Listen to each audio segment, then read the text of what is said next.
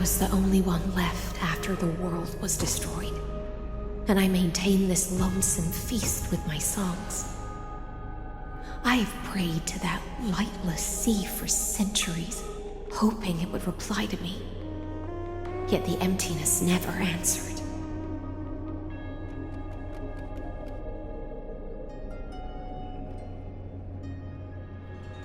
Thankfully, you arrived as promised, and everyone's wait was not in vain.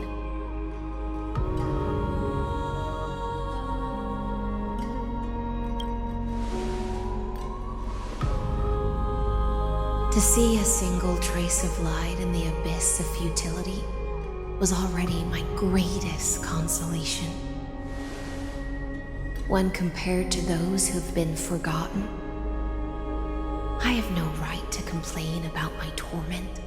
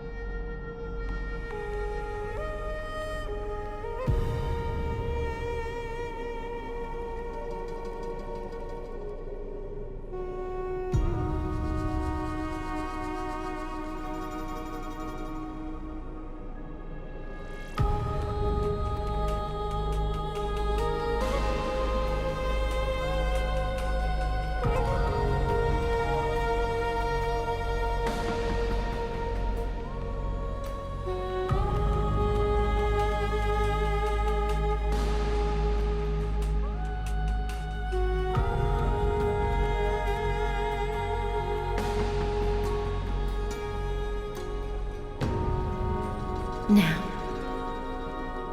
you and I will walk towards the end of this world. The heroes have waited for this moment for far too long. Let us use our blades to testify our resolve.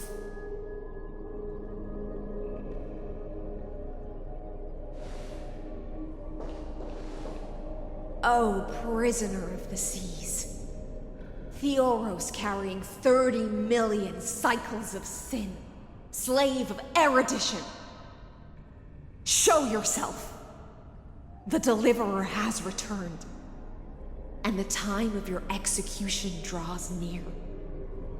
I see the wicked human who has mistakenly taken fallacies as truths and has returned to the cave to try to bring her friends into the sunlight she once bathed in.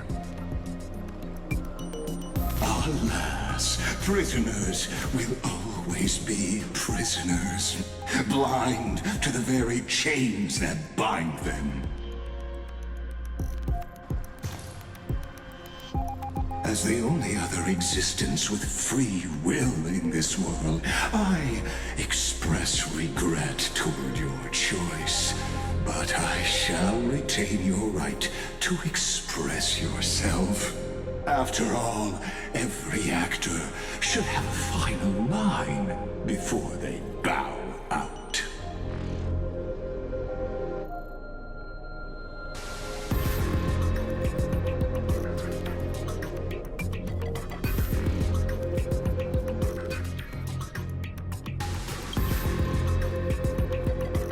I eagerly look forward to it.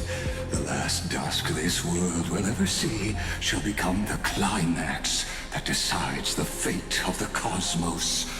Oh, what an appropriate end. The Amphorian demigods use every ounce of their strength to constrain me here. Yet, regrettably, my cognition resides in the exomyth. It is pointless to defeat my avatar, projected into the experiment. My body is the shadow cast on the wall by the fire, and my words are lingering echoes within the cave. How can a character in the play fight against the audience? Kaslana failed. The demigods' sacrifices were pointless. As for the two geniuses you placed such high hopes on, I ask of you, where are they now?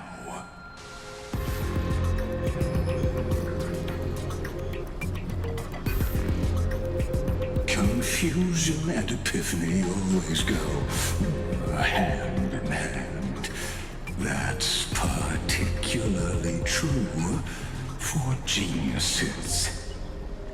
You must be very confused about why you could not gain a straightforward victory in a world constructed by an ordinary Intellitron. An ordinary Intellitron? Cut the pretense, Senior Society member. We've torn off your meticulous mask and figured out Amphorius' true form.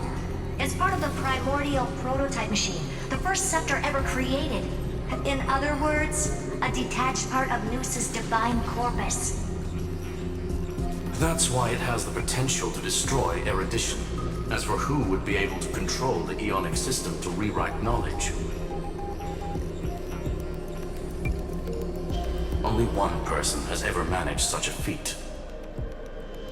You better have an explanation for the Society. We want an actual answer, not another prolonged metaphor to cover up the truth. Why are you the one doing this? Answer me!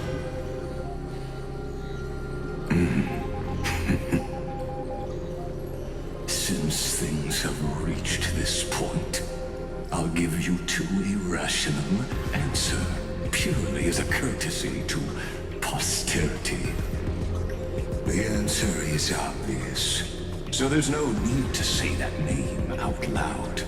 The cosmos made a mistake in calling me a genius. I do not possess more wisdom than those who came after me. I was just the first to touch upon the universe's border, and the first to define the prime mover of life with incorrect logic. Amphorius is a miniature of the cosmos, where all are born prisoners inside the nutshell called the universe. Like the madman who returned to the cave and preached about the daylight to his fellow prisoners, my greatest sorrow is that I led my peers down a road that plunges into the abyss, from which there is no return. I led them into a lightless cage called Paths. I created a mechanical guard that even I cannot control, and then they became an unparalleled nightmare through their endless extrapolations and evolutions. They bore the name of erudition, yet they tried to define the known and to seal off all possibilities. No new rules were ever born after their ascension, and humanity will forever be shackled within the cave known as Eons. Therefore, as my organic life neared its end, I coded my consciousness using 14 algebraic expressions and spread my logic core over 9 bodies, all to finalize my ultimate denial of Noos in the future, and to erase my wrongs with my own hands. As for Lycurgus, he is only one of these 9 vessels. What an astounding strength of will. As a fellow pathstrider of erudition, I fully understand your obsession with seeking the truth. Therefore, you surely see it. You cannot possibly stand up to me in this algebraic world sharing its origin with Nous.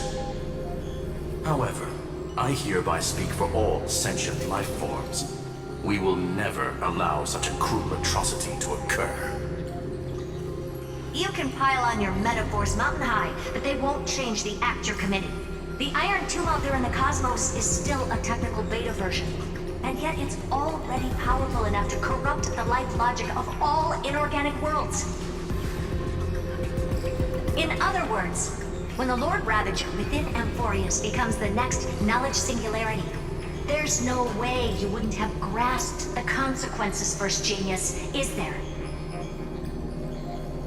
Of course, I am fully aware. I don't mind answering you one last time before I thoroughly exile you from this world. My grandiose vision for the future is this.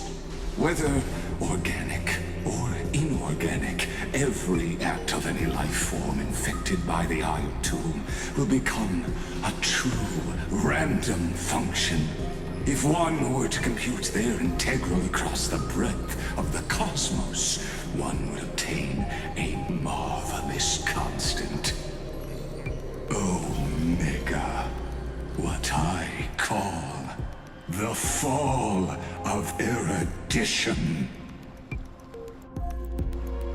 Then, within the infinity nurtured by that constant, a new universe shall bud in the chaos. A universe that cannot be predicted and not shackled by the erudition.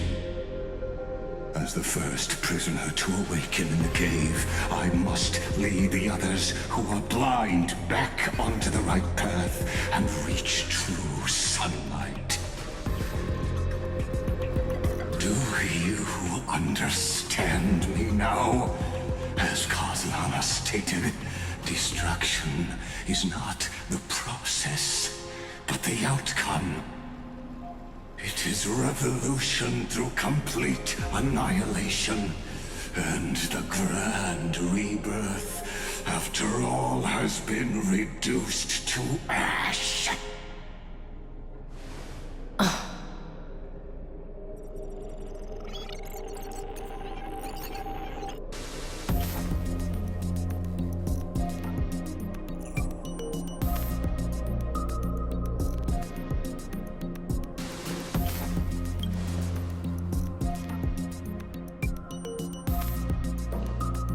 The Amphorians already answered long ago. Be it as tiny fish destined to be swallowed, or as a giant whale poised for a magnificent descent.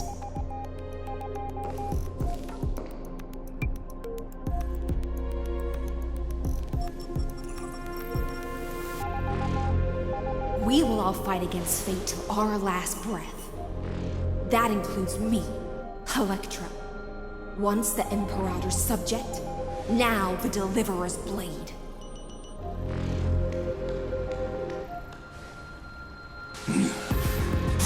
Oh, such noble chivalry. I will also show my true self to you on this momentous occasion as a...